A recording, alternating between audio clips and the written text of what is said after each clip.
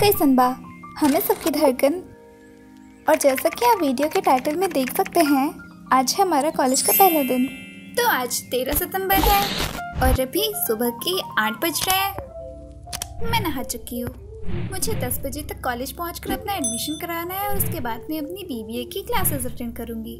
भले मैं बच्चों जैसे दिखती हूँ, पर मैं 12th पास आउट हो चुकी हूँ और अभी 18 साल की हूँ। अब ऐसी हालत में कॉलेज तो जा नहीं सकती, कहीं वो लोग मुझे बच्चा समझ कर बाहर न करते। तो समय है इस भोली भाली सूरत को ट्रांसफॉर्म करने का। और अब जब मैं पूरी तरह से रेडी हो चुकी हूँ, टाइम है बैकपैक करने का। ये बैग हमारे लिए बहुत ही स्पेशल है क्योंकि हमने इसे अपनी पहली सैलरी से लिया था। तो क्योंकि हम एक बीबीए की स्टूडेंट और एक लड़की है, हमारे बैग में इन चीज़ों का होना इम्पॉर्टेंट है। दिखाती हूँ कौन से। Calculator, suit copies, pen box, hanky, scrunchie और क्लचर, वाटर बॉटल और tissue, lipstick and Vaseline, my tripod. Let's now go to college.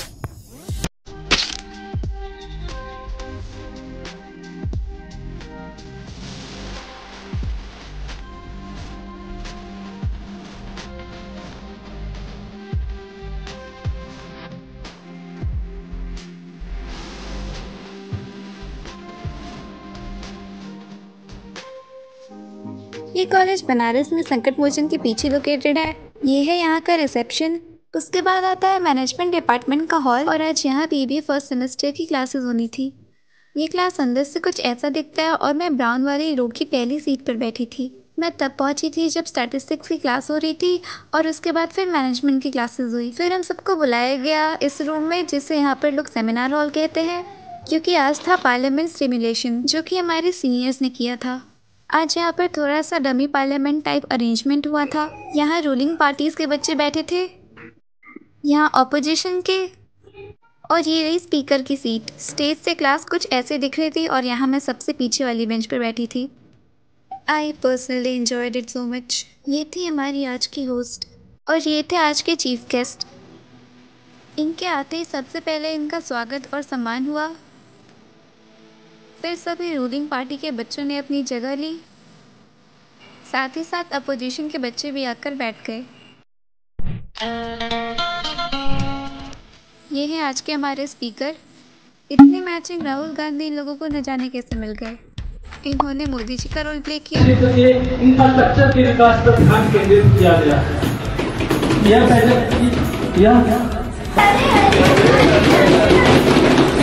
मेरा ये मानना है कि जीवन काल में पहली बार नरेंद्र मोदी जी को ये पता चला होगा कि गले मिलने और गले पड़ने में क्या अंतर होता है। राहुल जी को ये तक नहीं पता कि उनकी एजुकेशन पॉलिसी में चल क्या रहा है। ये बने थे एजुकेशन मिनिस्टर और इनसे आज मैं बहुत ज़्यादा इंस्पायर हुई। आपको भी पता चलेगा कैसे। और ये पैगाम दिया कि पश्चिम बंगाल में नफरत की राजनीति और धोखेबाजी की राजनीति नहीं चलेगी। सर्जिकल स्ट्राइक किया है, आपको जरा बता दूं एक बार। वैसे किया पर इन्होंने पिछले 10 साल में टैक्स लगा आम आदमी का खून चूस दिया है। अगली बार हमारी माइक ऑफ कर दिया गया था, हम इस बार बोलेंगे। इन्होंने कैसे बोला? आपकी वोट तो नहीं करेगी।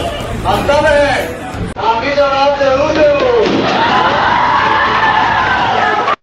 इन्होंने भी फाइनेंस मिनिस्टर का रोल बहुत अच्छा प्ले किया। ये बने थे अखिलेश यादव और इन्होंने इतनी अच्छी एक्टिंग की कि आई स्टार्टेड हेटिंग हिम।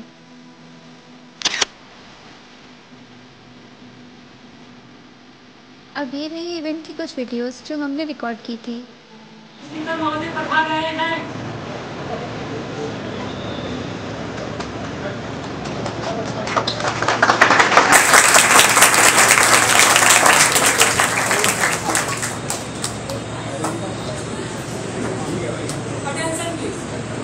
हमारे बीच में प्राइम मिनिस्टर का आगमन हो रहा है।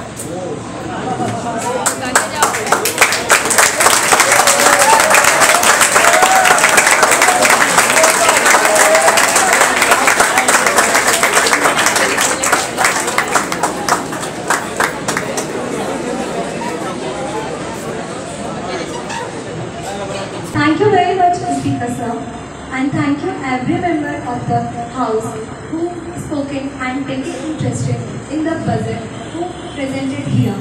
Let me tell about the people of India have reposed their faith and in the government led by Honorable Prime Minister की समीक्षा करने का अवसर दिया। 2024 के बजट की समीक्षा करते हुए मैंने वित्त मंत्री निर्मला सीतारमण जी द्वारा प्रस्तुत बजट की सराहना की। यह बजट समावेशी विकास और आर्थिक स्थिरता को बनाए रखे। जैसे बजट में विशेष रूप से ग्रामीण और अर्ध शहरी क्षेत्र के इंफ्रास्ट्रक्चर के विकास पर ध्यान केंद्रित किया गया है, जो कि आर्थिक विकास और रोजगार सृजन में सहायक है। कृषि में आमदन को बढ़ाया गया है, जिसका उद्देश्य उत्पादकता को बढ़ाना और किसानों को बेहतर सिंचाई सुविधा के माध्यम से समर्थन प्रदान करना है। और शिक्षा और प्रशिक्षण में सुधार के लिए बजट की प्रतिबद्धता की सराहना की गई है, जो कि महत्वपूर्ण कार्यबल अंतराल को संबोधित करेगा। बजट के वित्तीय अनुशासन को बनाए रखने के लिए दृष्टिकोण को समर्थन दिया गया है, जबकि प्रमुख क्षेत्रों में निवेश करते हुए जो दीर्घकालिक आर्थिक व्यवस्था को संबोधित करेगा। आपके पास कुछ सवाल है तो आप पूछ सकते हैं।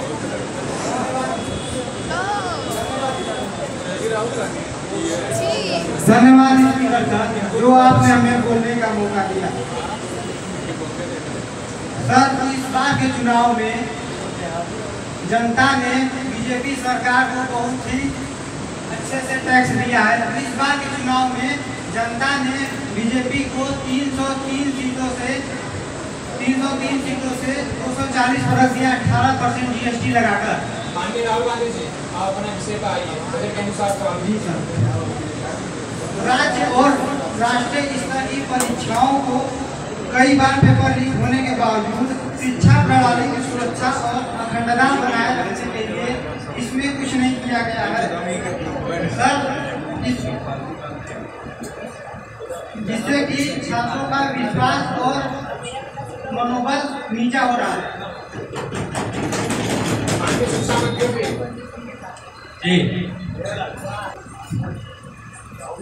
माननीय स्पीकर महोदय, मैं आपके माध्यम से राहुल जी के पूछे गए प्रश्न का उत्तर देना चाहूंगा। राहुल जी को ये तक नहीं पता कि उनकी एजुकेशन पॉलिसी में चल क्या रहा है। ऐसे ही हमारे देश के लोग इन्हें पप्पू नहीं कहते। मैं इनके लिए पप्पू हूँ, लेकिन कांग्रेस कभी भी गलत राजनीति नहीं करी, झूठी राजनीति नहीं करती है। और क्या किए? कर्ज की राजनीति से देश नहीं चलता राहुल जी। हम पेपर लीक जैसी घटनाओं को गंभीरता से लेते हैं और इसे रोकने के लिए ठोस कदम भी उठा रहे हैं, जैसे कि सख्त नीति। बता दूं, पिछले 10 सालों में 70 बार परीक्षाएं लीक हुई हैं। इस पर क्या बोले?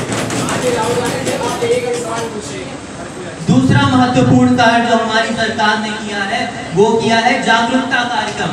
समय समय पर हर एक शिक्षा संस्थानों में जागरूकता कार्यक्रम कराया जाएगा, जिसमें शिक्षक और अध्यापकों को ये सिखाया जाएगा कि वो अपने कार्य को ईमानदारी के साथ कैसे कर सकते हैं। तीसरा सबसे बहुमूल्य कार्य हमारी सरकार ने जो करा है वो करा है समीक्षा और सुधार। समय समय पर परीक्षा प्रणाली का समीक्षा किया जाएगा कि सारी चीजें सही तरह से हो रही हैं कि नहीं, और इसके अंतर्गत ये पता लगाया जाएगा अगर कुछ भी खामियां रह रही हैं तो उसके निजात लाया जाएगा। आपके पास और सवाल का पूछ सकते हैं। सर, वर्तमान सरकार हमसे 70 सालों का हिसाब मांगती है। जो सरकार अपना चलाया हुआ 2000 का नोट 7 साल नहीं चला सकी, वो हमसे 70 सालों का क्या हिसाब? सर, इस बात पे मैं कुछ कहना चाहूंगा। जैसा कि ये कह रहे हैं कि हम अपना नोट 2000 का नहीं चला पाए, तो मेरा इस पे ये कहना है कि हमारी सरकार ने 2000 का नोट लाया और हटाया, उसका सिर्फ एक ही रीजन था। वो रीजन ये था कि आपकी सरकार ने इतना करप्शन करा था कि हमें 2000 का नोट लाना भी पड़ा और हटाना भी पड़ा।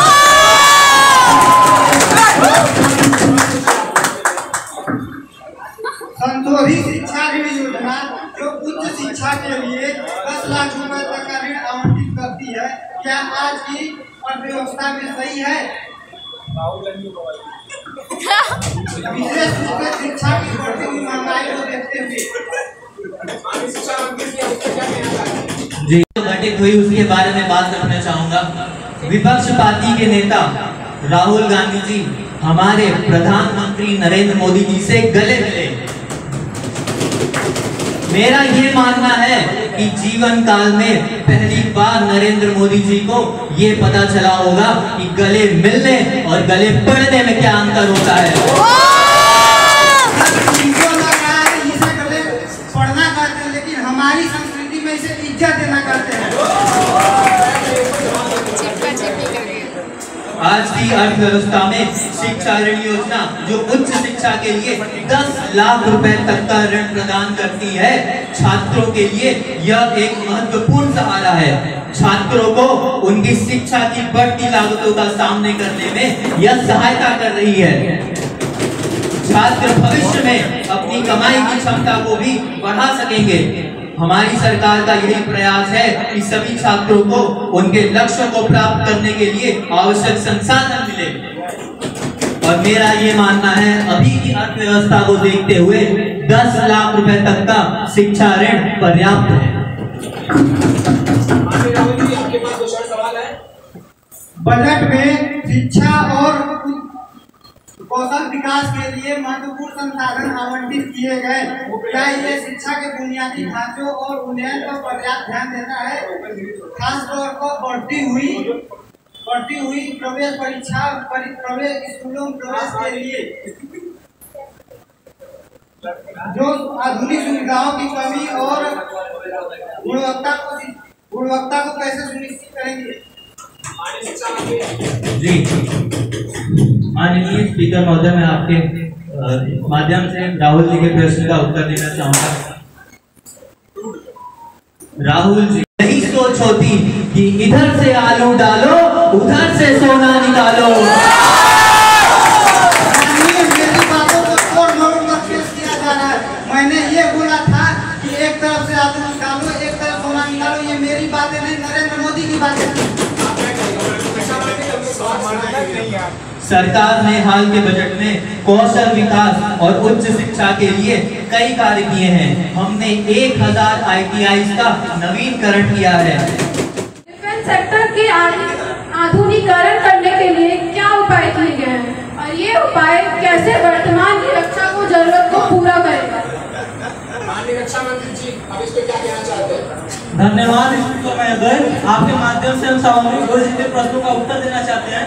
हमारी सरकार ने 2024-25 के वित्त वर्ष में 6.22 लाख करोड़ रुपए का रक्षा मंत्रालय को बजट का आवंटन किया है, जो कि 2000 इसलिए आपने अग्निवीर को फेंक दिया है। यूज एंड थ्रो का बिजनेस किया आप लोगों ने। जो यह बजट जो कि 2022-23 के वित्त वर्ष के बजट से 20.33% ज्यादा है और यह बजट 2024-25 के वास्तविक बजट से 9.40% ज्यादा है। हमारी सरकार ने नौचार सुरक्षा को बढ़ावा देने के लिए 400 करोड़ रुपए के बजट का आवंटन किया है।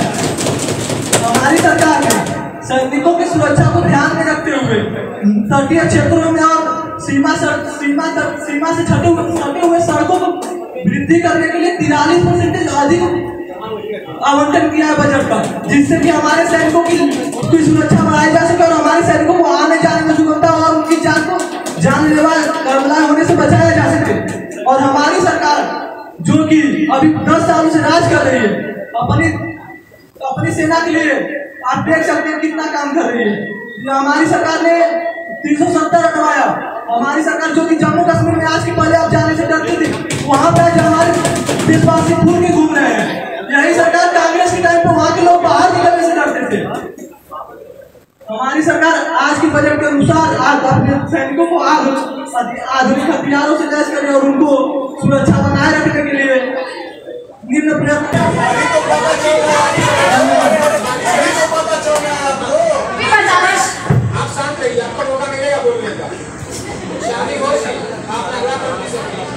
ऑनरेबल स्पीकर, वैसे तो ये सरकार बहुत कहती है कि हमने ये किया, वो किया, ऐसे किया, वैसे किया, पर इन्होंने पिछले 10 सालों में टैक्स लगा कर एक आम आदमी का खून चूस लिया है।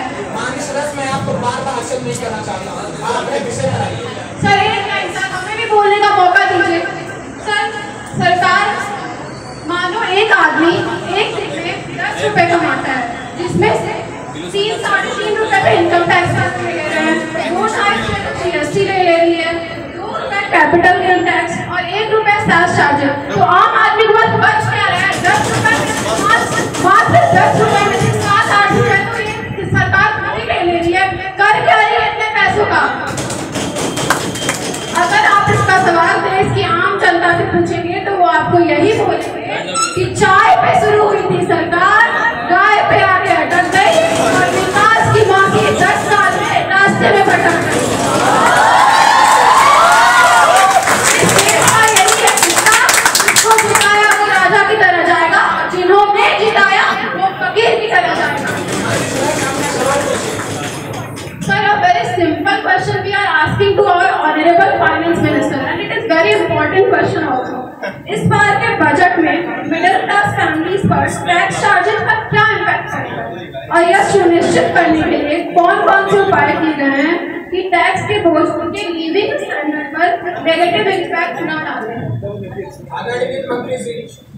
आदरणीय महोदय, मैं इस प्रश्न को जवाब देना चाहती हूँ कि 2024 के बजट में सरकार ने ग्रामीण क्षेत्र के प्रधानमंत्री आवास योजना के तहत सरकारी उनको 5 वर्षों में ग्रामीण क्षेत्र को 2 करोड़ दिया और मध्य वर्ग के नौकरी लोगों को भी 0 to 3 लाख टू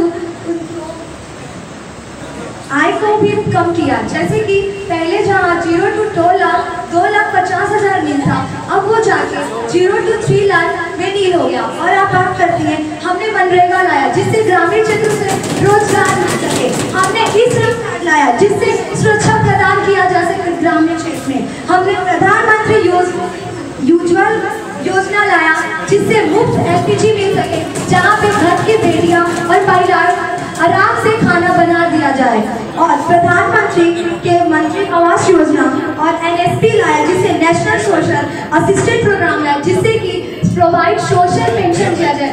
अब हमारी सरकार ने पेंशन को भी 15,000 बढ़ा के 25,000।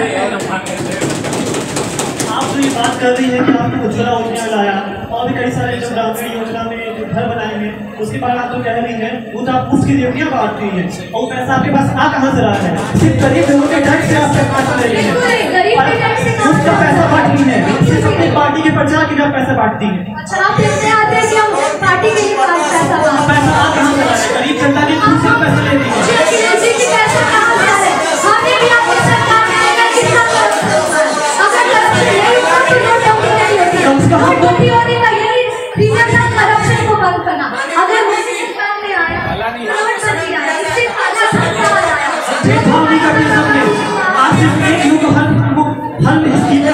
एक वर्ग को देती है, आप सब में समान आप तो बात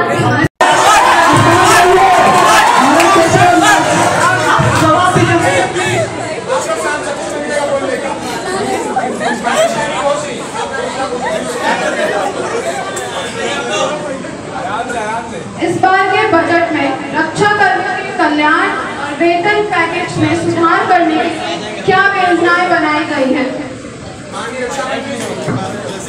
धन्यवाद मैं इनको बताना चाहता हूँ कि हमारी सरकार जो कि अपने सैनिकों को उनकी वेतन में वृद्धि कर रही है, उनके वेतन में वृद्धि कर सका हमारी सरकार का मात्र एक उद्देश्य, जिससे कि उनके बलिदानों के तुल्य उन्हें कुछ धनराशि दी जा सके, जिससे कि उनके जीवन स्तर में वृद्धि और उनका लाइफ साइकिल अच्छा हो सके। हमारी सरकार पेंशन की योजनाओं पर कार्य कर रही है, जैसे कि उनको चिकित्सा भत्ता, आवासीय भत्ता और उनके परिवार और बच्चों को पढ़ने के लिए शिक्षण भत्ता देते हैं, और ऐसी बहुत सी भत्ता है जो हमारी सरकार अभी उसको बना रही है और उस बजट को भी जल्द ही पारित करेगी। आप कौन से पेंशन की बात करते हैं? अपनी मिला के आपने उन्हीं लोगों का पेंशन छीन लिया है। आप पेंशन कैसे दे सकते हो उन लोग को? आप सबका पेंशन छीन रहे हैं। दुनिया की क्षमता रखी है अखिलेश जी, आपने भी माफ करी है।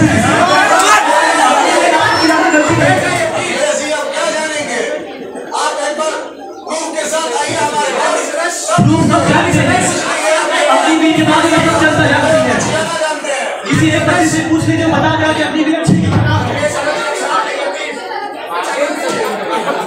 हमारी सरकार जो कि आज के पहले हमारे सैनिक जो यही सेना के बॉर्डरों पे रहते थे उनके ऊपर विरोधी आके दुश्मन देश आते थे, हमला करके चले जाते थे और हमारी सरकार हमारी सेना बस ये देखती रह जाती थी कि फोन करके हमें आर्डर लेना है कि हमें गोली चलाए कि ना चलाए। वही सरकार वही सेना आज जाइए सीमा पे आप उनसे पूछिए आज की फायरिंग कैसे करते हैं, वो ये नहीं बताते कि फोन करके परमिशन लेने की जरूरत है, तो सीधे उठाते और फायरिंग करके दिखाते हैं। धन्यवाद कि आपने मुझे बोलने का मौका दिया। मैं जादवपुर लोकसभा के क्षेत्र से पहली बार चुनकर यहाँ इस सदन में आई हूँ और मैं धन्यवाद करना चाहूँगी लीडर ममता बनर्जी का और जादवपुर लोकसभा के क्षेत्र के वोटरों का, मुझे जिताया और यहाँ भेजा और ये पैगाम दिया कि पश्चिम बंगाल में नफरत की रणनीति और धोखेबाजी की राजनीति नहीं चलेगी। ओके सर, अध्यक्ष महोदय, मैं उम्मीद करूंगी कि इस बार मुझे बोलने का पूरा मौका दिया जाएगा, क्योंकि हाल ही में हुए नीति आयोग की जो मीटिंग हुई थी उसमें हमारी लीडर मुख्यमंत्री ममता बनर्जी, जो कि देश मात्र की एकमात्र महिला मुख्यमंत्री भी हैं, उनका माइक ऑफ कर दिया गया था, उनको बोलने का मौका नहीं दिया गया। आप बिना मतलब की बातों में सदन का बहुमूल्य समय व्यर्थ कर रहे हैं, कृपया अपने पॉइंट पर आइए, बजट के अनुसार क्वेश्चन करिए। सदन बजट के अनुसार क्वेश्चन करने के बाद कर रहा है।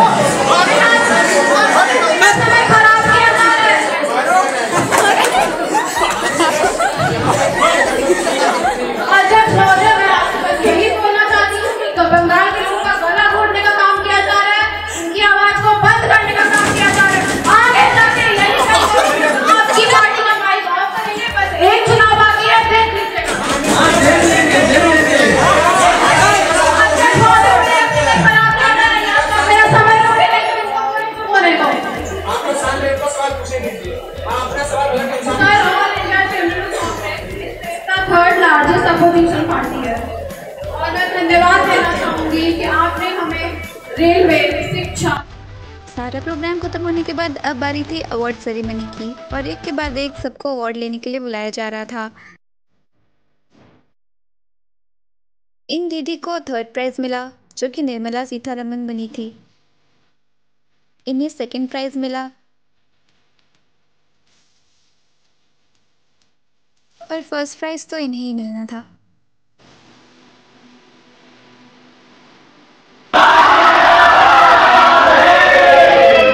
इन सब के बाद कॉलेज की छुट्टी हो जाती है।